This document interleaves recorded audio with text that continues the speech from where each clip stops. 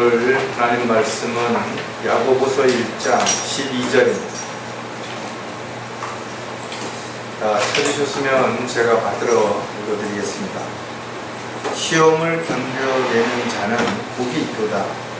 이는 그가 시련을 거친 후에 주께서 자기를 사랑하는 자들에게 약속하신 생명의 면류관을 받을 것이기 때문이라. 잠깐 말씀을 해서 기도드리겠습니다. 참으로 위대하신 하나님 아버지, 저희들 오늘도 이렇게 한 자리로 발걸음 인도해 주시고 영과 진리로 경배 드릴 수 있는 은혜를 허락해 주셔서 감사를 드립니다. 늘 저희들 정신을 차리고 깨어있는 가운데 주님 다시 오실 때 부끄러운 모습으로 발견되지 않도록 늘 맡겨진 일들을 잘 감당하고 또 하루하루의 삶 가운데서 아름다운 간증의 열매들을 지속적으로 맺을 수 있게 되기를 간절히 구하고합니다.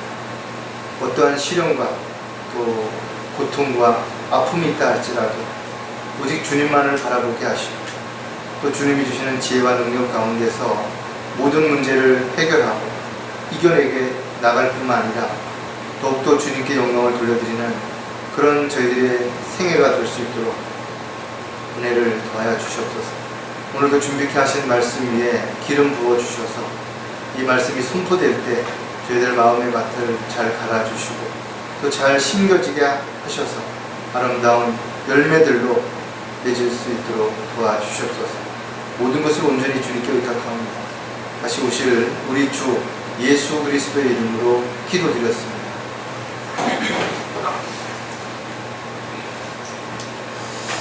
어떤 사람이 우연하게 목수일을 배워서 목공소에서 오랫동안 일을 했는데 갑자기 이제 경기도 좀 안 좋아지고 그래서 목공소에서 해고를 당했습니다. 자신이 할 수 있는 일은 목수의 일밖에 없는데 그래서 일자리를 찾다 시골로 내려가서 혼 집을 하나 사서 주변에 이제 밭일이라든지 이렇게 다른 사람들의 일을 도와주면서 틈틈이 자기가 가지고 있는 이제 그 목수의 재능을 활용해서 집을 고치기 시작을 했습니다. 그 어느 정도 시간이 지난 다음에 주변 사람들이 보니까 그 호름했던 집이 생각지도 않는 아주 멋있게 또 아주 유용하게 그렇게 고쳐지게 된 거예요. 그랬더니 사람들이 이제 밭일을 주문하는 게 아니라 우리 집도 좀 고쳐달라 이렇게 이제 입소문이 나서 계속 이제 이 마을 저 마을로 다니면서 이제 집들을 수리해주고 이러면서 이제 자기의 실력이 점점 더 알려지게 됐습니다.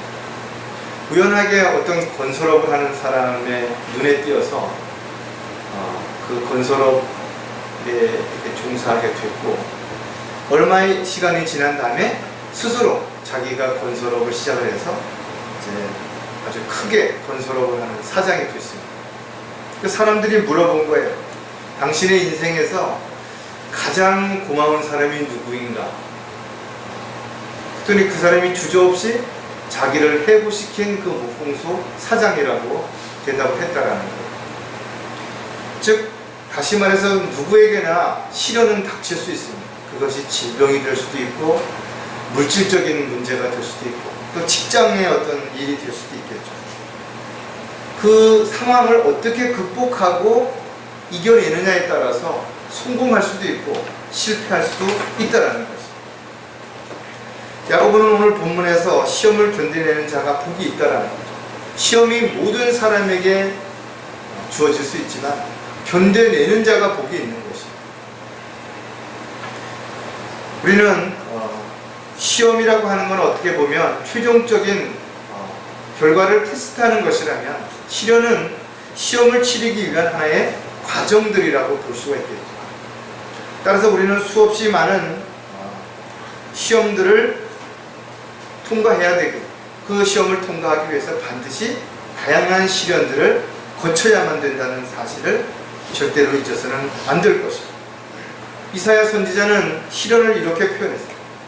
용광로라고 표현을 했는데, 이사야 48장 10절에 보니까 보라 내가 너를 정련하였으나 은과 함께 하지 아니하고 고난의 용광로에서 너를 택하였노라 그랬어요. 즉 우리에게 시련이라고 하는 것은 마치 쇠를 녹이는 것과 같은 용광로와 같은 과정들이라는 것이죠. 그래서 시련이라고 하는 것은 불과 같다라고 성경에서 표현하고 있는데, 불이 가지고 있는 특징은 크게 세 가지로 볼 수가 있어요. 하나는 더러운 불순물들을 제거하는데 불이 사용되어질 수 있다는 거죠. 또 하나는 형태를 바꾸는 데 있어서 이 불이 필요하다는 거죠. 또 한 가지는 강하게 만들기 위한 방법으로도 불을 사용한다는 거죠. 쉽게 예를 들면 대장장이가 하나의 어떤 기구를 만들기 위해서 가장 먼저 불에다가 달구면 거기에 있던 불순물, 녹이라든지 페인트라든지 이런 찌꺼기들이 다 제거가 되는 것이죠. 그리고 이제 쇠가 밝게 달가지면 대장장이가 자기가 원하는 기구를 만들기 위해서 망치질을 해서 길게 또는 넓게 뾰족하게 다양한 모습으로 형태를 잡아놓고 그 다음에 달궈진 그 기구를 찬물에다 집어넣어서 담금질을 통해서 강하게 그렇게 만드는 것입니다. 어떻게 보면 누구나 흉내를 낼 수 있죠. 비슷하게 만들 수는 있습니다. 그러나 이렇게 대장장이의 순서의 어떤 과정을 거치지 않았다면 겉으로 보기에는 비슷할 수 있어요. 그러나 그 성능은 결코 흉내낼 수 없다는 거예요.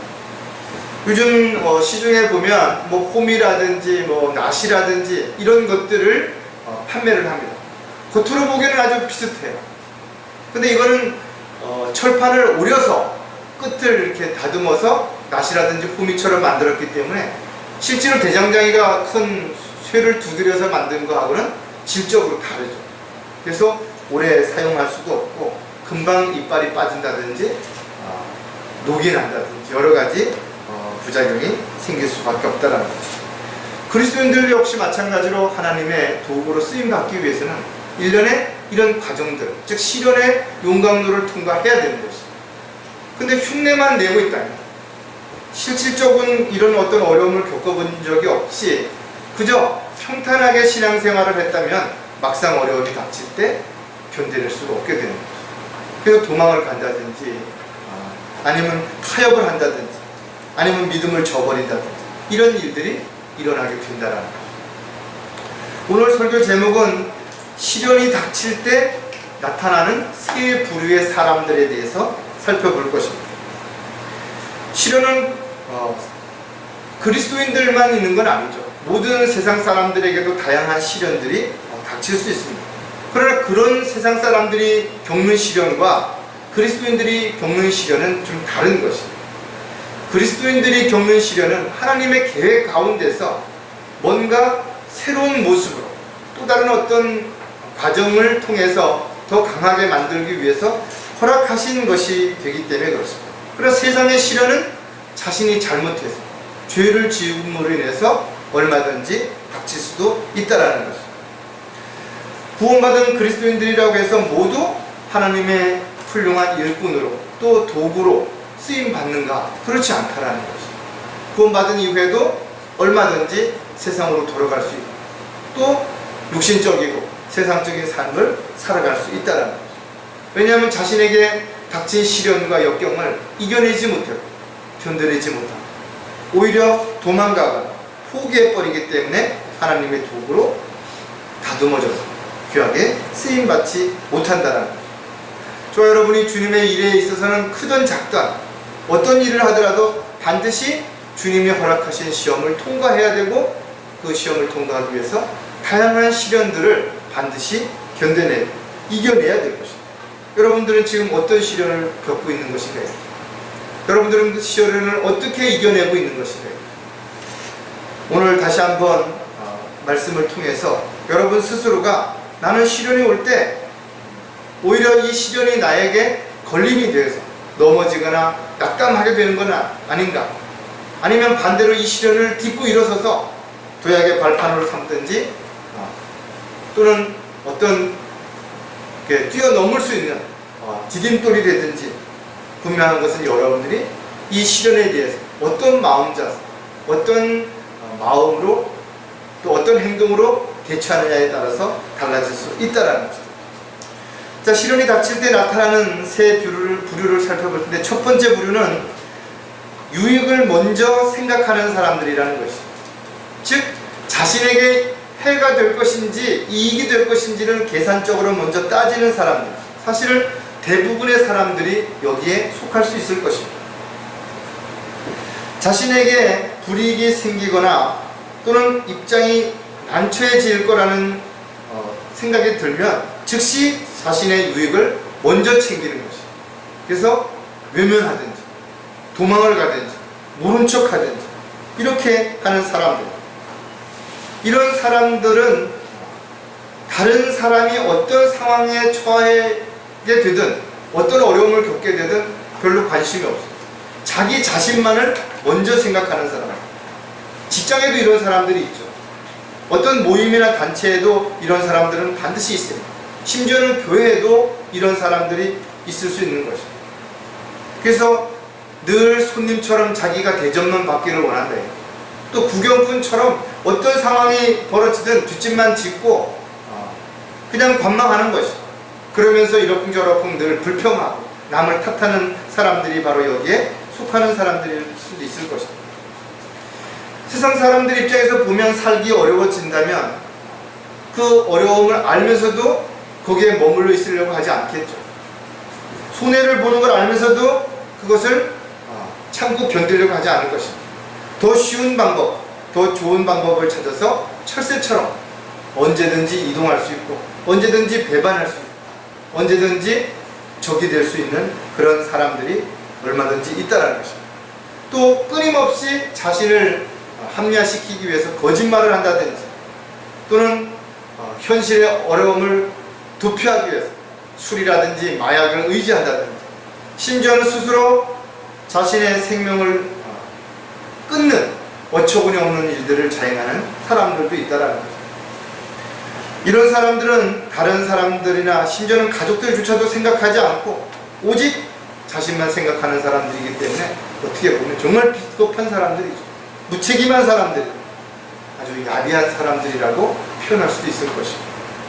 유익을 먼저 생각하는 사람들은 몇 가지 이런 특징들이 있는데 그 특징들을 우리가 또 하나씩 살펴보면, 첫 번째, 자기 중심적이기 때문이라 이거죠. 성경은 하나님 중심적인 삶을 살라고 우리에게 가르쳐 주는 것입니다. 왜냐하면 자기 중심적인 삶을 살게 되면 육신적이고 또 인간적인 삶을 살 수밖에 없기 때문에 그렇다는 거죠. 사람들은 자신에게 유익을 찾아서 이기적이고 또 자기 중심적인 삶을 살고자 하기 때문에 모든 일에 있어서 손해와 이익을 따져보는 것이, 즉 계산적인 입장에서 자신의 마음을 정리하고 즉시 움직이는 사람들이 된다는 것입니다. 다른 사람들이 어떻게 되든 그것은 전혀 개의치 않은 것입니다. 자기 때문에 다른 사람들이 더 많이 힘들어지고 더 많이 손해를 본다 하더라도 일단 자기가 손해를 안 볼 수 있다면 과감하게 그들을 버려버리는 것입니다. 외면해버리는 것입니다. 이런 사람들은 자신의 유익이 되지 않는다면 동지를 언제든지 배반할 수 있고 또 적과 손을 잡을 수 있는 것입니다. 정치인들만 그런 거 아니라는 거죠. 세상의 대부분의 사람들이 자기 중심적이면 이럴 수 있다는 거죠. 마태복음 26장 56절에 보면, 그러나 이 모든 일이 된 것은 선지자들의 성경이 이루어지게 하려 함이라고 하시더라. 그때 모든 제자가 주를 버리고 도망가더라. 실질적으로 많은 사람들이 이 글을 읽으면서, 아니 주님과 함께 기적과 이적을 다 보았고 약속까지도 알았던 제자들이 왜 도망을 갔을 거냐. 그러나 점점 상황이 힘들어지고 박해가 심해지니까 제자들조차도 그 자리를 떠나버린 거죠. 거듭나지 않은 상태에서의 제자들은 충분히 그럴 수 있다 이거죠. 우리는 베드로를 통해서도 알 수 있다 이거죠. 베드로가 호언 장담했음에도 불구하고 종 앞에서 오히려 주를 부인하는 그런 일들을 우리는 성경을 통해서 알 수 있다는 것입니다. 자신의 만족과 유익을 위해서라면 언제든지 주인을 배반하는, 상사를 버리고 떠나는 사람들이 있죠. 심지어는 종교를 바꾸기도 하고 자신이 혐오하던 종교의 어떤 사람들과 손을 잡기도 한다는 것입니다. 사람을 두려워하는 사람은 하나님을 두려워하지 않대. 하나님을 두려워하지 않기 때문에 자기 중심적으로 판단하고 행동으로 옮기게 되는 것입니다. 이러한 이기적인 사람들은 시련이 오게 될 때 쉽게 드러날 수 있고, 우리는 영적인 분별력을 가지고 분별할 수 있게 된다는 거죠. 또 한 가지 유익을 먼저 생각하는 사람들의 특징은 세상 중심적이라는 거죠. 사람들이 어떻게 나를 평가할까? 또 지금 내가 이걸 하는 것이 어떤 유익이 나에게 주어지는 것인가를 생각하는 사람들. 그러니까 우리가 예수 그리스도를 믿고 구원받아야 천국에 갈 수 있다, 하늘나라 갈 수 있다라고 이야기했을 때 나는 나중에 죽어서 하늘나라 가는 것보다 지금 당장이 더 필요하다. 돈도 필요하고 뭐도 필요하고 늘 먼저 내일보다는 오늘을 어떻게든지 편안하고 쉽게 살려고 하는 그런 마음이 깔려있기 때문에 어떻게 하든지 어려움을 피하고자 하는, 자기만 편하면 다행이라고 다른 사람이 힘들든 말든 눈치를 보고 뒤로 빠지고 이러는 다양한 사람들이 있다는 겁니다.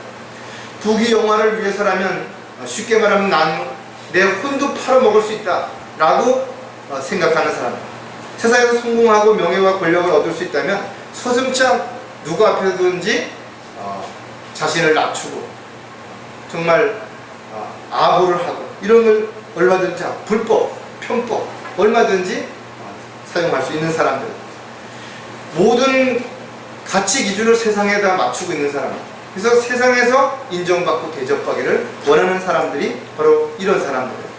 누가복음 7장 31절에도 보면 또 주께서 말씀하시기를 그러므로 내가 이 세대의 사람들을 무엇에다 비교할까? 그들은 무엇과 같은가?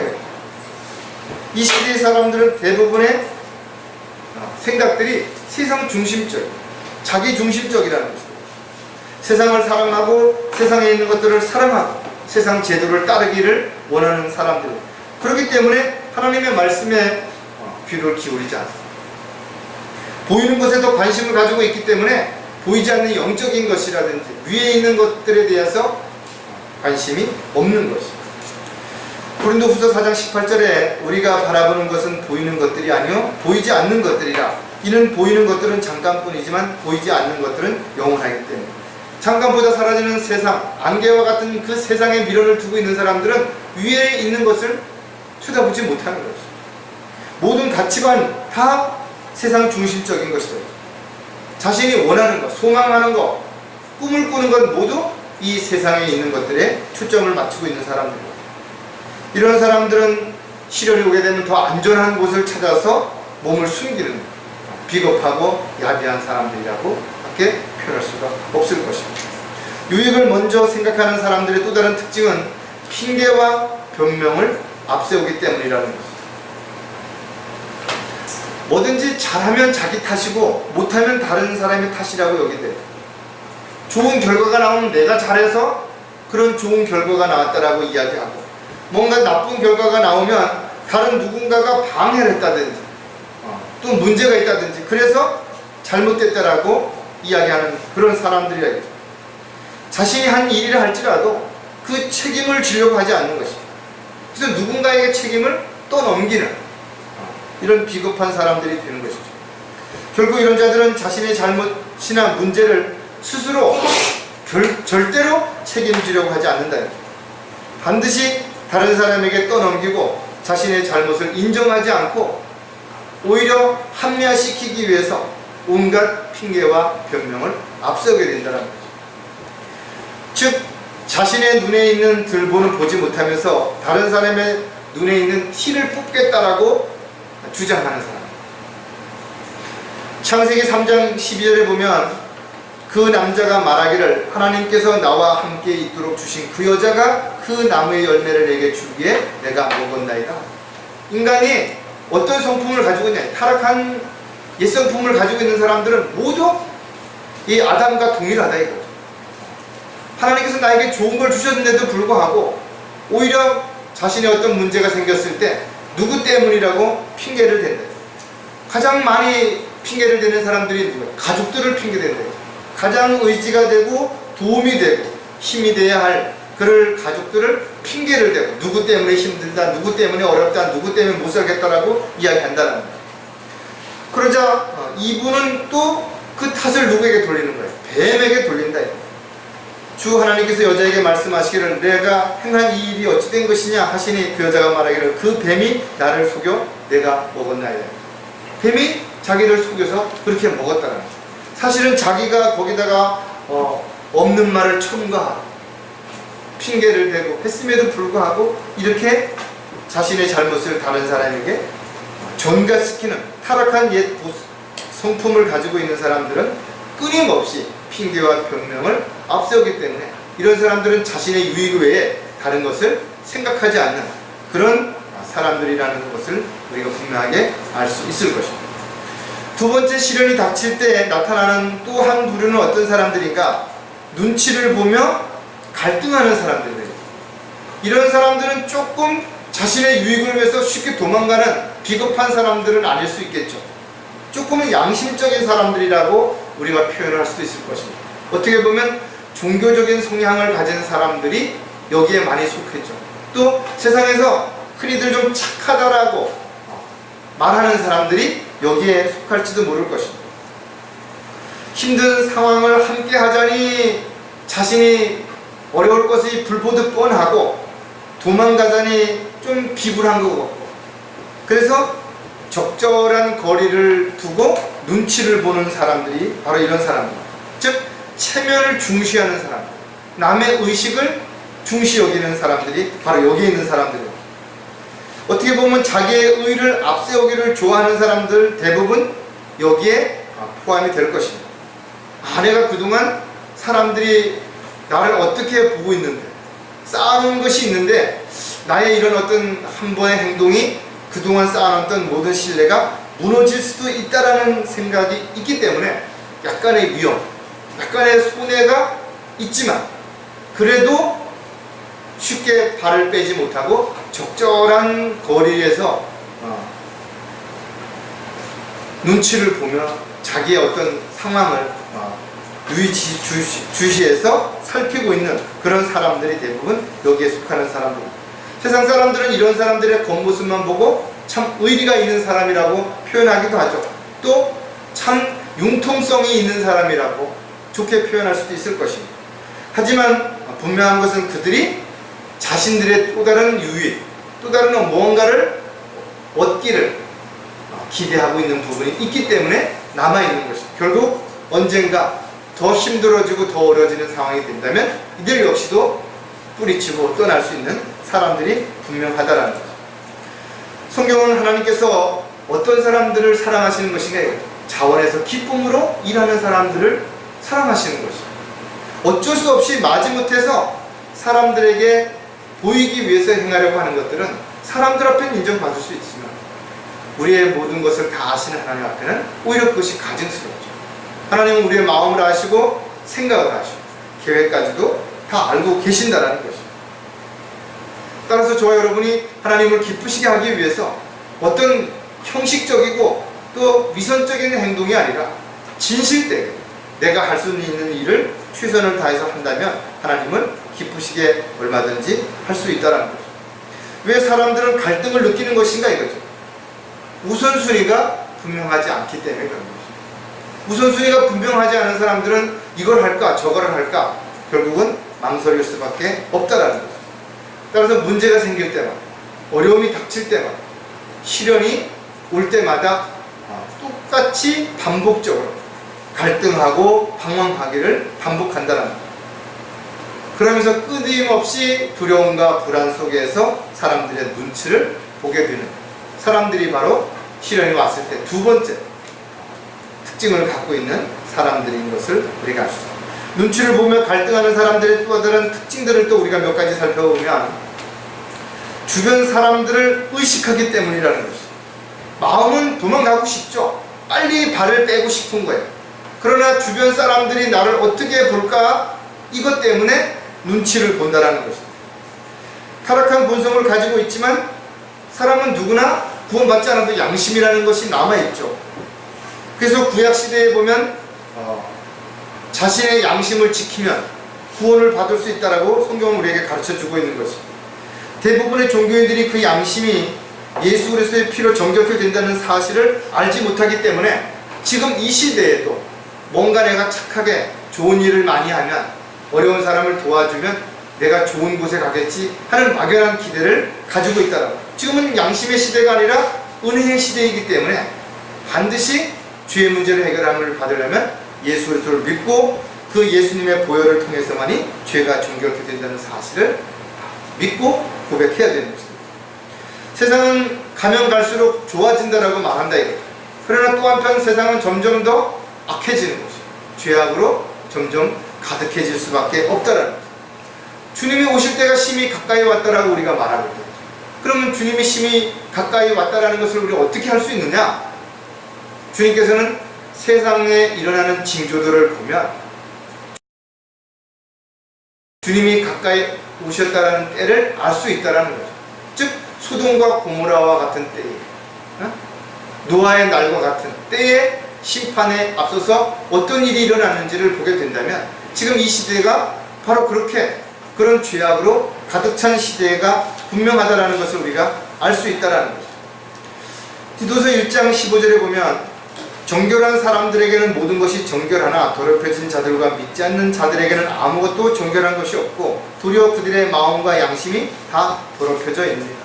구원받지 않은 사람들이 아무리 양심적이고 아무리 선하게 살아간다 하더라도 여전히 그들은 주님 보시기에 죄 가운데 있다라고 한다면 그 죄 문제를 해결하지 않는 한 그들은 그 죄값으로 죽을 것이고 심판을 받게 되고 지옥에 갈 수밖에 없다라는 거죠. 그들이 무엇을 얼마만큼 세상에서 이루어 놓았던 그것은 모두 주님 앞에 설 때는 아무런 도움이 되지 않는다. 오직 죄에 대한 심판만을 받게 되는 그들은 백보자 심판 앞에 서게 되게 될 것이기 때문이었습니다. 그러나 거듭나게 된다면 이 양심이 다시 살아나는 것입니다. 죽었던 영이 다시 살아나기 때문에 자신이 어떤 것을 해야 하며 어떤 걸 하지 말아야 하는지 분명하게 성령께서 가르쳐 주시고 더 이상 죄 가운데서 또 죄를 지으면서 살아가는 삶이 되지 않도록 늘 정신을 차리고 깨어있는 그런 그리스도인들의 삶이 될 수 있다는 거죠. 따라서 세상 사람들, 구원받지 않은 사람들의 잘못을 여러분들이 지적하면 오히려 그들은 화를 내고 여러분을 공격할 수도 있다는 거죠. 따라서 사람들에게 우리가 해야 하는 일은 바로 그들이 죄인이라는 사실을 알고 그 죄를 용서받고 구원받은 이후에 어떻게 살아야 되는지에 대한 복음을 전하는 것이 가장 확실한 방법이며 또 우리가 마땅히 해야 하는 일임을 분명하게 알 수 있다. 저와 여러분은 세상 사람들을 의식하거나 사람들에게 잘 보이기 위해서 뭔가 하려고 하는 사람들이 아니라 하나님을 기쁘시게 해드리고 하나님 보시기에 합당한 삶을 살아가고자 하는 그리스도인이라는 사실을 분명하게 우리는 기억해야 될 것이다. 눈치를 보며 갈등하는 사람들은 또 다른 특징이 타협점을 찾으려고 하기 때문이라는 것입니다. 적당히 세상 사람들과 관계를 유지하고 또 세상 사람들의 요구나 입장을 이해하려고 애쓰고 노력하는 많은 사람들이 있죠. 적당한 선에서 서로 피해를 줄이는 방법을 위해서 편법을 쓰거나 타협을 시도하기도 한다. 세상적으로 보면 아주 유능한 사람일 수도 있어요. 합리적인 방법을 제시하는 사람처럼 보일 수도 있다.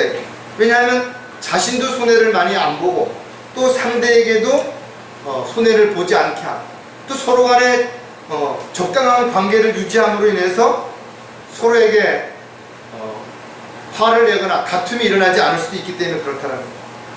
그러나 하나님을 믿는 사람들 입장에서 보면 이것은 절대로 옳은 것이 아니에요. 옳은 건 옳은 것이고 틀린 건 틀렸다고 말할 수 있어요.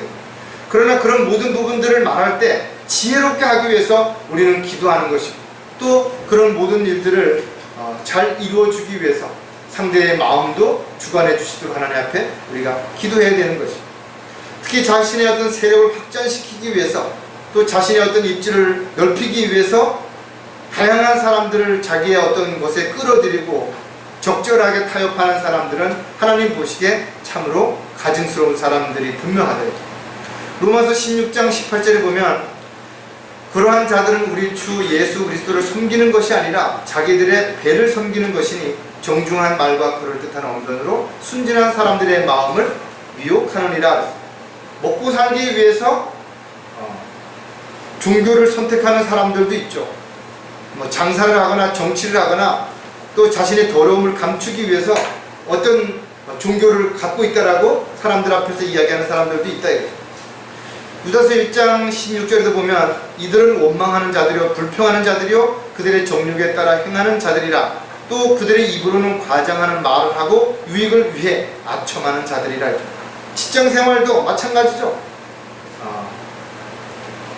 자신이 몸담고 있기 때문에 참고 기다리지만 결국 자신의 유익이 없다고 생각한다면 언제든지 공격할 수 있는 이런 사람들이 얼마든지 있다. 겉으로는 정직하고 겸손하고 예의 바른 것처럼 행동하지만 자신에게 불리하다고 생각되면 언제든 공격하고 대들 수 있는 사람, 온갖 술수를 일삼을 수 있는 사람들, 이런 사람들이 바로 비겁하게 수치와 멸시와 이런 것들을 감추고 타협하려고 하는 사람들이 분명하다라. 이런 사람들은 시련이 다가오게 되면 쉽게 그 실체가 드러나기 때문에 우리는 구분할 수 있게 된다는 거죠. 눈치를 보며 갈등하는 또 다른 사람들의 특징은 가식적인 위선자들이기 때문이라는 거죠. 많은 사람들이 겉과 속이 다르다 이거죠. 겉으로는 참으로 친절해 보이고 예의 발라 보이는데 속으로는 어떻게 하면 이 사람을 이용할까? 온갖 거짓과 기만으로 가득 차다 이거죠. 손해를 보나 어려움을 겪는 것에 대하여 불편하고 싫어하면서도 사람들 앞에서는 당연히 그럴 수 있죠. 내가 참아야죠. 손해를 봐야죠. 이렇게 말하기도 한다. 체면 때문에 명예 때문에 알면서도 하면 안 되는 거 알면서도 또 마땅히 해야 되는 걸 알면서도 눈을 감고 모른 척하는 사람들이 얼마든지 있대. 어느 시대나 그런 사람들이 있었고 앞으로도 이런 사람들은 훨씬 더 많아지게 될 것이다. 누가복음 11장 44절에 보면 위선자인 서기관들과 바리새인들아 너희에게 화 있으리라. 이는 너희는 보이지 않는 무덤 같아서 그 위를 밟고 다니는 사람들이 무덤인 줄 알지 못하기 때문이라. 무덤인데도 위장을 해서 그것이 무덤인지 사람들이 모른다 이거죠.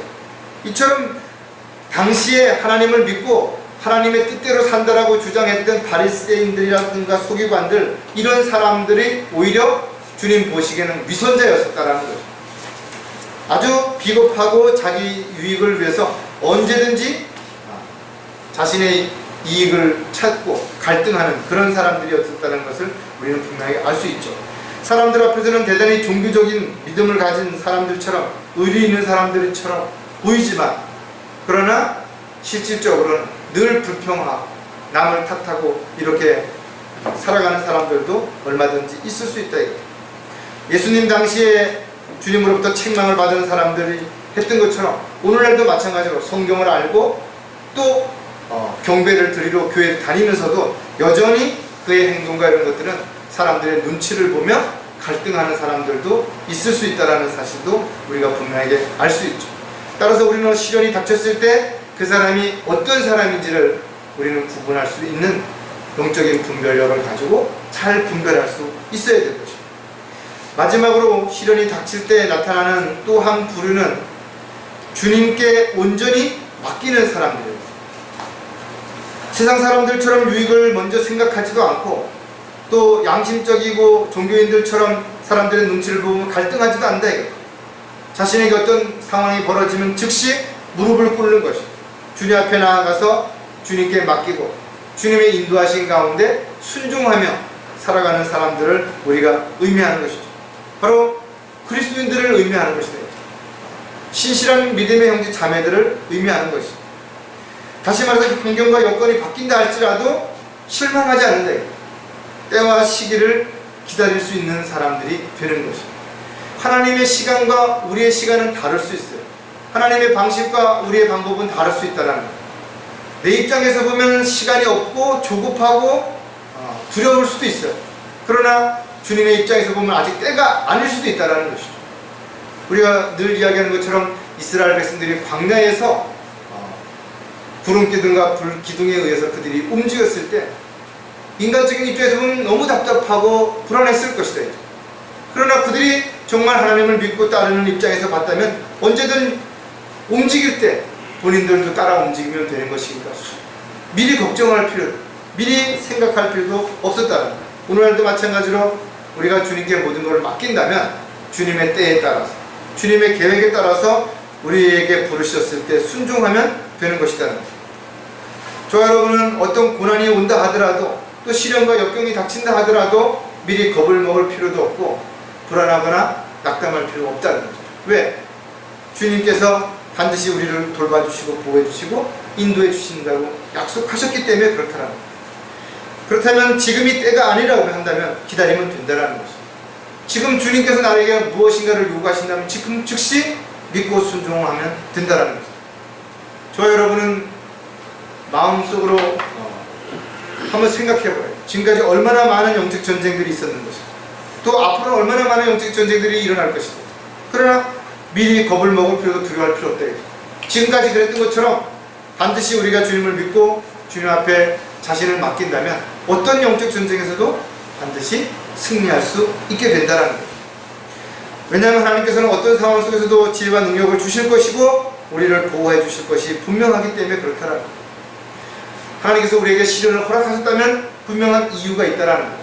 우리를 영적으로 더 성장하게 하기 위해서든지, 아니면 우리로 하여금 더 영적 전쟁에서 승리할 수 있는 강력한 그리스도의 군사가 되게 하기 위해서든지, 또 아니라면 우리로 하여금 우리의 모난 부분들을 다듬으시고 하나님 보시기에 합당한 그릇으로 만들기 위한 하나의 과정일 수도 있다는 거예요.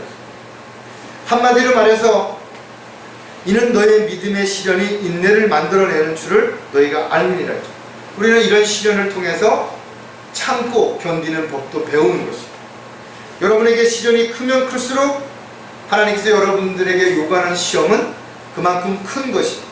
또 여러분들이 그런 시련을 겪어내고 이겨낸다면 더 강하고 담대한 하나님의 일꾼으로 빚어진다는 거죠. 따라서 여러분들에게 시련이 크다 해서, 어렵다고 해서 낙담할 이유는 전혀 없다. 오히려 더 감사, 시련과 역경을 이겨냄으로 인해서 더욱 큰 도구로, 일꾼으로 쓰임받는 저와 여러분이 되실 수 있다는 것입니다. 자, 주님께 온전히 맡기는 사람들 또한 특징들을 가지고 있죠. 그 특징의 첫 번째가 감당해야 할 몫임을 알기 때문이라는 것입니다. 우리는 각 사람들마다 하나님으로부터 받은 재능이 다르고 은사가 다른 것입니다.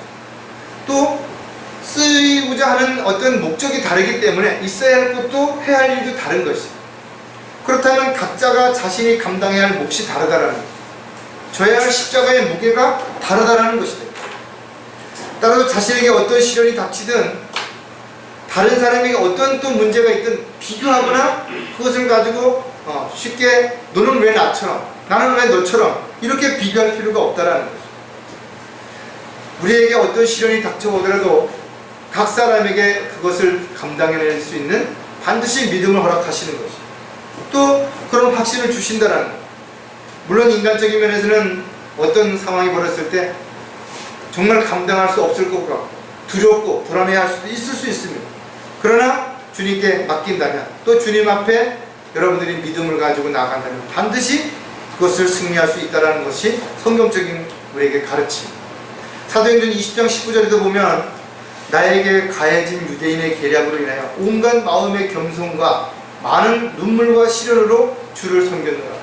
사도 바울이라고 해서 왜 힘들지 않았겠냐 이거죠. 사도 바울이라고 해서 왜 두렵지 않고 왜 불안하지 않았겠냐 이거죠. 그러나 그가 주를 어떻게 섬겼냐 이거죠. 많은 눈물과 겸손으로, 또 시련 가운데서 그는 끊임없이 오직 주님만을 바라보며 주님을 섬겼다라는 것입니다. 저와 여러분 역시 마찬가지로 어떻게 보면 세상 사람들보다 더 많은 어려움이 있을 수 있죠. 시련과 역경이 있을 수 있다. 또 지체들이 서로 다르지만, 내용이라든지 방법이 다르지만, 또 시기가 다르지만 분명 시련을 겪고 있고 또 앞으로 겪게 될 것이다. 하지만 시련을 통해서 우리는 주님을 더 많이 알게 되고 주님께 더 가까이 다가갈 수가 있고 또 주님 앞에 더 귀한 도구로 일꾼으로 빚어지고 있다는 사실도 우리는 절대로 잊어서는 안 될 것이다. 아파본 사람이 아픈 사람의 마음을 이해할 수 있는 것처럼 우리가 시련을 이겨내고 견뎌본 사람들이 시련을 겪고 있는 사람들을 이해할 수 있고 또 시련을 겪고 있는 사람들을 위해서 기도하면 또 권면해 줄 수 있다는 것이 되죠. 주님께 온전히 맡기는 사람은 믿음으로 기도할 수 있기 때문이라는 거죠. 많은 사람들이 언제 기도하느냐 이거죠. 자신에게 일이 잘 풀리고 문제가 없고 어려움이 없을 때 기도 많이 하는 것인가 이죠. 오히려 반대로 문제가 있고 어려움이 닥쳤을 때 자신의 방법으로 해결할 수 없는 상황이 벌어졌을 때 자연히 무릎을 꿇게 되고 하나님 앞에 간구를 드릴 수 있게 된다는 것. 모든 문제나 어려움에 대한 시련을 이겨내기 위한 방법으로 우리는 여러 가지가 있지만 그 중에 기도로서 문제를 해결함을 받을 수 있다는 사실을 알 수 있다. 기도의 특권을 우리가 받은 것이 어떤 문제든지 기도를 통해서 반드시 해결함을 받을 수 있다. 하나님께서는 우리가 기도할 때 지혜를 주시기도 하고 환경과 여건을 바꿔주시기도 하고 또는 내 생각과 내 입장을 바꾸게 하심으로 인해서 기도가 응답되게 하시는 것이다. 따라서 기도라고 하는 것은 크게 보면 나에게 일어나는 어떤 문제들, 어려움을 주님께 아뢰는 것이 그리고 주님께서 그것을 어떻게 해결해 주시든 그 해답을 주님 앞에 기도했으면 믿고 기다리는 것. 이것이 진정한 기도라는 것이다. 에베소서 6장 18절에 보면 모든 기도와 간구로 항상 성령 안에서 기도하고 이를 위하여 모든 성도들을 위해 모든 인내와 간구로 깨어 있어야 해요. 정신을 차리고 깨어 있어야만 올바른 기도를 할 수 있다는 거예요. 즉 성령에 의해서 우리가 기도하지 않는다면 즉 자기 어떤 푸념을 한다든지 자기 주장만을 앞세운다든지 이것은 올바른 기도가 될 수 없다는 거예요. 따라서 기도하는 것은 그리스도인들에게 있어서 정말 중요하죠. 반드시 기도해야 되고 또 기도를 하지 않은 것은 그 어떤 성공을 거뒀다 하더라도 그것은 자랑할 것이 못 된다는 거예요. 따라서 우리는 무슨 일을 시작하기 전에 기도해야 되는 것이고 또 모든 일을 마쳤을 때도 반드시 기도해야 된다. 항상 기도하라고 하는 말씀은 우리 생활 속에서 항상 기도가 이어질 수 있어야 된다. 기도하지 않고 인간적인 지식이나 경험을 통해서 무엇인가를 해결하려고 하는 그 자체가 그리스도인들의 자세가 될 수 없다라는 거예요. 자신에게 주어진 일이 무엇이든 최선을 다하되 인간의 방법으로 해결할 수 없다면 주님 앞에 간구를 드리는 것입니다. 주님이 주시는 지혜와 능력을 통해서 그 문제를 해결하고 또 어려움을 대처해 나가기도 하고 극복해 나가기도 합니다. 저 여러분이 어떻게 살아야 되는지 또 어떻게 지금 살고 있는지에 대한 부분들은 그가 어떻게 기도하고 있습니다. 또 그 기도의 응답을 통해서 어떻게 실행으로 옮기고 있는지에 대한 부분들이 반드시 그의 어떤 열매로 드러날 수 있게 된다는 겁니다. 주님께 온전히 맡기는 사람들의 또 다른 특징은 주님께 영광을 돌려야 하기 때문이라는 것입니다. 시련이 닥칠 때 어떻게 반응하냐 또 어떻게 그 시련을 극복해내느냐에 따라서 주변의 많은 사람들에게 있어서 이 사람은 정말 하나님을 두려워하는 사람이다. 정말 하나님을 믿는 사람이다. 정말 하나님의 약속을 확신 가운데 믿고 있는 사람이라는 것이 드러나게 된다는 거죠. 그래서 믿지 않는 사람들의 눈에도 정말 특별하다. 하나님을 믿지 않는다면 저렇게 할 수가 없다. 어떻게 저렇게 참을 수 있냐? 어떻게 저렇게 기다릴 수 있냐? 어떻게 저렇게 양보할 수 있냐? 이런 것들이 우리의 생활 속에서 향기로 나타나야 되는 것이고 열매로 보여져야 되는 것이고 많은 사람들이 불가능하다라고 포기할 때 그리스도인들이 참고 인내하는 모습들이야말로 사람들로 하여금 하나님을 믿는 사람들은 다르다. 어떻게 저렇게 불안해하지 않을 수 있으며 어떻게 저렇게 두려워하지 않을 수 있으며 어떻게 저렇게 편안한 마음을 가질 수 있는 것인가. 사람들의 입장에서는 이해할 수 없지만 이들이 하나님을 믿고 있기 때문에 하나님의 약속을 믿고 있기 때문에 그렇다라는 것이 느껴졌을 때 그들에게도 마음의 변화가 일어날 수 있고 자신의 어떤 잘못된 생각, 고집 이런 것들이 변화될 수 있는 계기가 될 수 있다는 것입니다. 그리스도인들은 시련을 통해서 하나님께 영광을 돌려드릴 수 있다. 내가 시련을 겪고 있는 그 과정 속에서 어떻게 하느냐에 따라서 어떻게 말하고 어떻게 행동하느냐에 따라서 그것이 하나님께 영광이 될 수도 있고 하나님의 영광을 가리는 결과를 가져올 수도 있다는 거예요. 베드로전서 1장 7절에 너희의 믿음의 시련이 불로써 단련될지라도 없어져 버리는 금보다 훨씬 더 귀하게 되어 예수 그리스도께서 나타나실 때 칭찬과 존귀와 영광을 받게 하려 함이라. 우리가 받는 그 시련들이 얼마나 소중하냐, 금보다도 훨씬 더 가치 있고 귀하다라는 거죠. 그래서 여러분들이 믿음으로 행한 것은 정금과 같이 주님 오셨을 때 심판석에서 불에 타지 않는 놀라운 보석으로 발견이 되게 될 것이다. 시련이 없다면 주님께 영광을 돌려드릴 수 있는 기회가 많지 않을 것이다. 전쟁이 영웅을 드러나게 하는 거죠. 시련이 나타날 때 여러분들의 믿음이 입증이 되는 것이죠. 시련이 올 때 여러분들이 그 시련을 어떻게 이겨내고 겪어내느냐에 따라서 여러분들이 더 하나님 앞에 큰 인물로 쓰임받을지 안 받을지에 대한 부분들도 분명하게 평가가 된다는 거죠. 주님께 영광을 돌려드리기 위해서는 여러분들에게 어떤 시련, 역경, 아픔이 있다 하더라도 반드시 극복하고 이겨내야 되는 거죠. 저와 여러분의 궁극적인 삶의 목표는 하나님을 기쁘시게 하는 것입니다. 하나님께 영광을 돌려드리는데 모든 초점을 맞춰야 되는 거죠.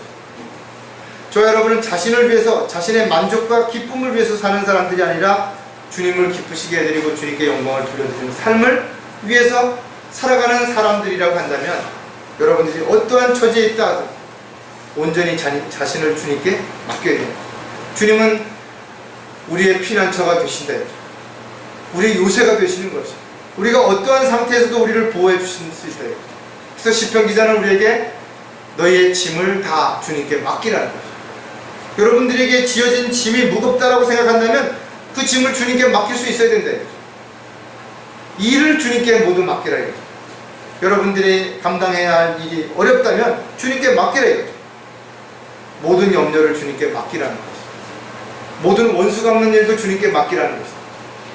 저와 여러분이 주님께 모든 것을 맡기고 주님이 기뻐하시고 원하시는 삶을 통해서 여러분들에게 하시고자 하는, 여러분들을 통해서 이루시고자 하는 그 일에 순종하게 된다면 여러분들은 주님 앞에 가장 합당한 귀한 일꾼이요 도구로 쓰임받을 수 있게 된다는 사실을 성경은 우리에게 제시하게 됩니다. 시련이 닥칠 때 사람들은 다양한 반응을 보이고 또 그 결과가 다양하게 분류가 되겠죠. 오늘 우리가 살펴봤던 것처럼 자신의 유익을 먼저 생각하는 사람들도 있지만 또 사람들의 눈치를 보면서 갈등하는 사람들도 있다. 그러나 어떠한 상황에서는 주님 앞에 맡기고 주님의 인도하신 가운데 순종하며 살아가는 그리스도인들도 있다는 사실들을 기억한다면 저와 여러분이 어떤 시련과 역경이 닥치든 어떤 자세로 살아가야 될 것인가에 대한 부분은 분명하다.